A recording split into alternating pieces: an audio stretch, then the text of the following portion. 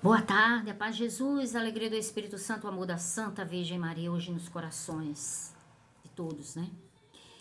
Hoje, 1º de abril de 2023, um sábado, já está quase no finalzinho do dia, mas eu vim aqui para meditarmos essa palavra linda, maravilhosa. Hoje o dia foi bem corrido. Tem dias que é uma correria só e a gente não tem tempo para parar um pouco. E eu parei porque eu tinha que fazer, eu quero fazer, sinto esse desejo de partilhar, né?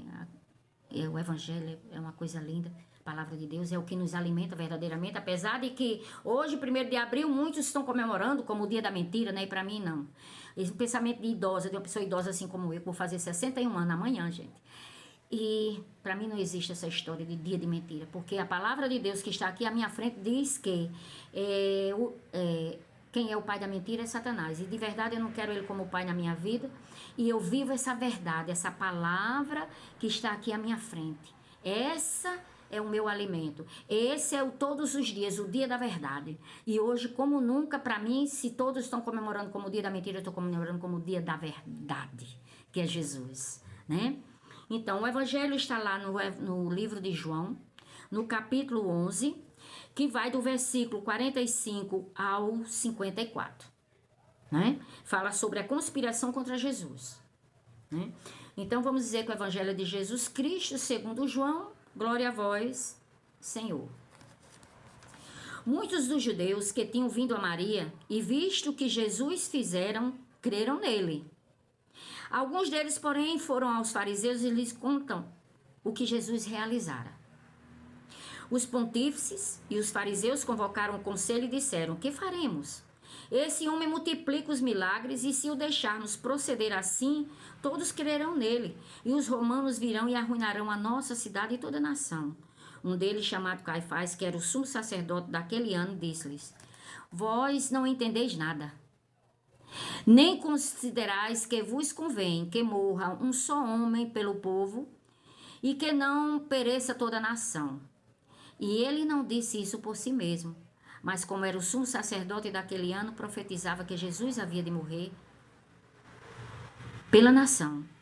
E não somente pela nação, mas também para que fossem reconduzidos à unidade os filhos de Deus dispersos. E desde aquele momento resolveram tirar-lhe a vida. Em consequência disso, Jesus já não andava em público entre os judeus. Retirou-se para uma região vizinha do deserto, em uma cidade chamada Efraim, e ali se detinha com os seus discípulos. Estava próxima a Páscoa dos judeus e muita gente de todo o país subiam a Jerusalém antes da Páscoa para se purificar. Procuravam Jesus e falavam uns com os outros do templo: que vos parece? Achais que ele não virá à festa? Mas os sumos sacerdotes e os fariseus tinham dado ordem para que todo aquele que soubesse onde ele estava o denunciasse para o prender. Parava para a nossa salvação. Glória a vós, Senhor. Nós estamos na 5ª semana do Evangelho, ou da Quaresma, né? E hoje esse Evangelho, né, que fala sobre a conspiração contra Jesus, ele é muito significativo. Ele nos introduz no mistério da Semana Santa, né? É o que nós estamos vivendo, uma preparação para a Semana Santa, toda essa semana, né? A gente vê o motivo, né, nesse evangelho pelo qual Jesus, ele é perseguido. Ele foi perseguido e foi condenado à morte nesse evangelho. A gente até vê o motivo, né? Ontem, quando o evangelho falava que quando os judeus apedrejaram Jesus, pegavam pedras, porque Jesus se denominava Deus. Ele se apresentou como Deus. Ele dizia que o Pai está em mim e eu estou no Pai. Era um só. E eles não creram. E por causa disso, para eles era uma blasfêmia. Se dizer Deus, estava passando por cima da lei, né? E aí, depois, isso foi antes, esse evangelho que lemos ontem, termina o capítulo 10 e começa o capítulo 11 com a ressurreição de Lázaro. No versículo 1 desse capítulo que eu estou meditando agora, do versículo 45. E aí, porque até aí é toda uma história contando a ressurreição de Lázaro. E diz o evangelho que muitos judeus foram lá ver, né? Muitos acreditaram quando ele ressuscita Lázaro que verdadeiramente Jesus era o Cristo, era o Deus que veio para libertar. Mas aqueles que não acreditaram como todo bajulador, como todo aquele que pede ajuda, que a ajuda chega e não consegue enxergar, pela ignorância, né? Foi até os pontífices. E lá todos eles chamaram para uma reunião. O conselho todo se reuniu para fazer uma reunião para decidir o futuro de Jesus. O que é que eles poderiam fazer, porque Jesus estava muito conhecido e eles estavam com medo, né? E aí Caifás, que era o sumo sacerdote daquele ano, ele profetizou sem ele mesmo saber, porque o próprio evangelho vem dizer. O versículo 49, quando ele diz assim, não entendais, vós não entende nada, nem considerais que vos convém que morra um só homem pelo povo e que não pereça toda a nação. E aí continua o 51 e ele diz que o evangelho diz que ele não disse isso por si mesmo, mas como era o sumo sacerdote daquele ano, profetizava que Jesus havia de morrer. Quer dizer, porque a verdadeira missão de Jesus, ele fez milagres, como a ressurreição de Lázaro e outros milagres. Ele curou muitos, ele libertou muitos, fez libertações, pregou, ensinou, né? Foi um grande professor, um grande mestre, foi Deus. Mas a missão de Jesus, ele chega para nos apresentar Deus, porque lá em 1 João diz, no princípio era o verbo, e o verbo estava junto de Deus. Que 1 João, gente? O Evangelho de João. No primeiro capítulo diz, no princípio era o verbo, e o verbo estava junto de Deus, e o verbo era Deus. Então, Jesus, ele veio para nos mostrar a Deus, né? Mas a missão de Jesus verdadeiramente era o que Caifás acaba de profetizar sem saber. Que Jesus iria morrer, havia de morrer pela nação. E não somente pela nação, como diz o versículo seguinte, mas também para que fossem reconduzidos à unidade dos filhos de Deus dispersos. Nós sabemos que nós fomos criados por Deus. Gênesis está lá, e Deus criou tudo e criou o homem, coloca a sua afeição e tem uma admiração e viu que era muito bom criar o homem, toda essa história, e que no homem que ele criou a nós não iríamos ver a morte, porque fomos criados para uma vida e vida eterna. Aí a palavra mostra Adão conversando com Deus no jardim, Deus vinha para conversar com ele, mas o pecado entra e dali em diante, da desobediência de Adão, né? A partir dali o pecado entra, acaba com tudo e nos tira disso, nos tira dessa vida eterna, dessa vida de onde não haverá choro, ranger de dente, nada disso, nos tira o céu, através do pecado. E Deus, porque ele disse que era muito bom, criar o homem era muito bom, ele insistiu, e ele não quer perder você. Ei, você que agora escuta, que você tá assim, nossa, eu não estava nem querendo ouvir. Talvez seja para isso hoje. Deus não desiste de nós, e principalmente de você. Não queira desistir da sua vida, porque Deus não desiste de você. Deus não desiste e a prova está aqui. Ele manda seu único filho com uma missão árdua, dolorosa. Será que a tua dor é maior do que essa dor do nosso Cristo que passou ali na cruz? E não adianta dizer, mas ele era Deus. Ele era 100% Deus e 100% homem. E na sua humanidade, Cristo, ele sofreu naquela cruz por nós. Então, quem somos nós para se achar tão perfeito ao ponto de não querer, né, ir para o deserto, como diz o versículo seguinte, né? E aí, voltando, Jesus, e ali aqui nesse evangelho, nós podemos ver um incômodo que Jesus estava fazendo àquele povo. Ele estava causando aquele incômodo aos judeus, aos chefes, né? O povo do judaísmo, o povo judaico. Até falo errado às vezes. E principalmente depois que ele ressuscita Lázaro, não tem para ninguém mais não. Aí é que a perseguição foi, sabe? Se os judeus queriam apedrejá-lo porque ele se denominou Deus, e não quando ele dizia, eu fiz tanta obra, por qual delas tu quer me apedrejar? Ele, não é por causa disso aí não, mas é porque tu se denomina Deus e isso é uma blasfêmia. Mas o Deus que ele não crê ressuscita Lázaro que está morto há tantos dias, E vem muita gente para esse momento, e aí tem alguns lá que vai lá diante diz que, olha, ele fez isso. Opa, agora é que é hora mesmo de nos juntarmos, e assim foi o que aconteceu. Se junta todo mundo nessa reunião e diz o quê? Determina uma forma de frear Jesus. Não, nós temos que acabar com esse homem. E o único jeito de acabar é condená-lo à morte. E aí a palavra de Deus diz assim: em consequência disso, Jesus já não andava em público entre os judeus. Retirou-se para uma região vizinha do deserto. É aqui aonde está. Pelo menos foi o que Deus muito falou para mim nesta manhã, quando eu lia o Evangelho, quando eu rezei com esse Evangelho, né? E trouxe para a minha vida. Porque de toda a palavra de Deus, quando você lê uma vez, você lê duas vezes, você lê uma terceira vez, lê até tentar entender o que Deus está dizendo para ti hoje. E Jesus, eu queria falar desse deserto. A maneira como Jesus enfrentou, como era que Jesus enfrentava a perseguição. Ele foi para um deserto, silenciou. E o que é um deserto?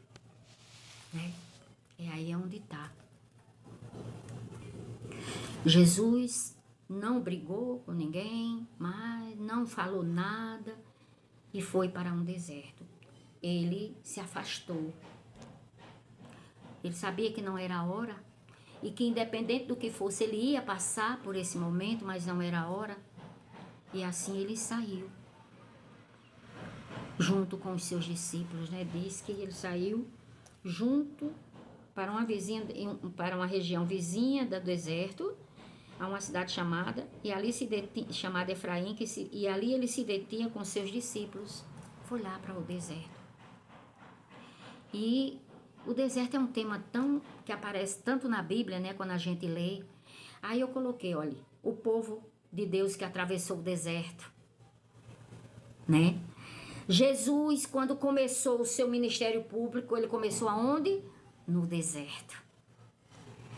E aí esse deserto hoje para nós, muitas vezes, talvez seja a resposta que Deus está dando para nós hoje, pelo menos para mim, de viver o deserto.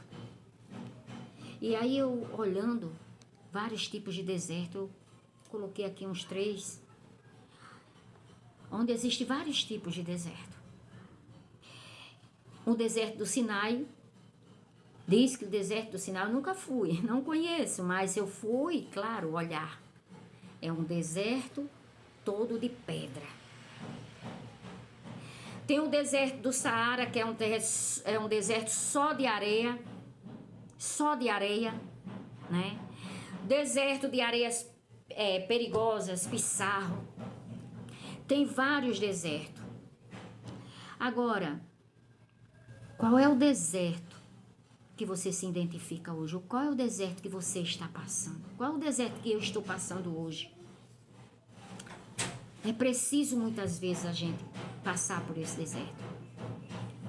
Porque é só no deserto que eu verdadeiramente estou nua, despojada de todos dos meus apetrechos. É no deserto. No deserto é onde eu estou acompanhado entre terras e o céu. Eu estou entre o céu e a terra, não tem nada à minha frente. Se é no deserto do Saara, digamos, no deserto de pedra, no deserto onde só tem pedra, eu não tenho nada nem ninguém, só tenho calor durante o dia, um calor extremo, onde não vai ter um ventilador, onde não vai ter um ar-condicionado. É o deserto que na noite, que se durante o dia é quente, durante a noite é frio, muito frio mesmo. E aí diz até que as noites se tornam geladas, né? Quem já conheceu, quem já passou, quem já viajou, né? E eu digo, o deserto é um lugar que ninguém pode viver se não for ajudado por Deus. Lá não vai ter garrafinha de água.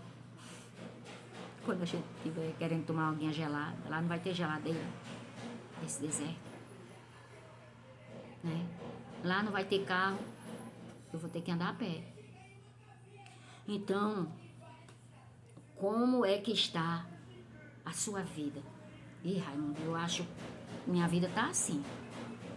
Lá no deserto nem árvore vai ter para me fazer sombra, que eu tô muito cansada e quero uma sombra. Não vai ter. Será que é assim que tá a tua vida, esse deserto? Minha irmã, muitas vezes é no deserto que que nós descobrimos o quanto nós somos pobres. O quanto nós somos limitados. Porque ali não é lugar de morada.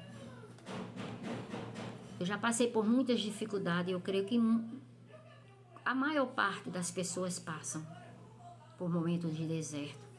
Momentos de você olhar para um lado e para o outro e não ver saída, como no deserto. Querer correr, querer andar, pegar um carro e não poder, porque não tem carro. Momentos de você estar aqui num calor infernal, que você queria um ventilador, pelo menos uma folha, né, assim, ó, e não tem. Quantas pessoas não passam por momentos difíceis? Pessoas passam que quer, às vezes até mesmo que não vê saída e quer tirar a própria vida. Quantas pessoas hoje estão falando da doença? Eu estou muito angustiada. Eu estou angustiada. Eu estou numa depressão por causa dos desertos de nossas vidas. Porque deserto não é lugar de morada. O deserto é um lugar de passagem. Uma vez, eu orando, e disse, Senhor, chega, porque está muito difícil. Eu estou me sentindo no deserto e parece que meus pés, Senhor, atolou num pissarro, que não está saindo. Eu quero andar e não tenho condições. Mas o Senhor falava tão forte no meu coração, filha, é preciso que você passe pelo deserto.